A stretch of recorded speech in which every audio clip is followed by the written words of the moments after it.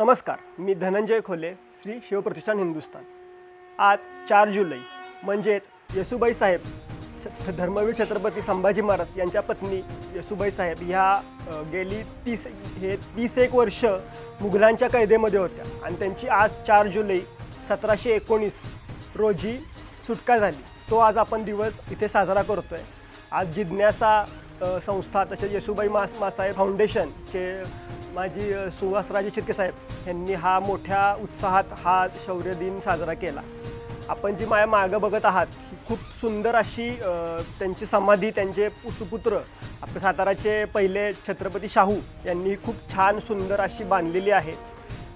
महाराष्ट्रामध्ये म्हणजे मी इथे काही इतिहासांच्या तज्ञांची माहिती घेतली तर महाराष्ट्रामध्ये किंवा संपूर्ण भारतामध्ये अशी कुठलीही समाधी अशी नाही आहे आणि खूप छान कलाकुसर वगैरे केलेली आहे। म्हणजे शाहूंनी लहानपणापासून त्यांच्या आईचा त्याग बघितलाय। वडिलांचं छत्र त्यांच्या लहानपणीच हरपलं होतं। आईंनी त्यांना एवढं मोठं सांभाळलं आणि त्या आईंच्या स्मृतीप्रित्यर्थ छत्रपती शाहूंनी खूप सुंदर अशी समाधी बांधलेली आहे। आपण हा जो शौर्य आगमन दिन आहे हा दरवर्षी अजून मोठ्या उत्साहात साजरा करावा। धन्यवाद।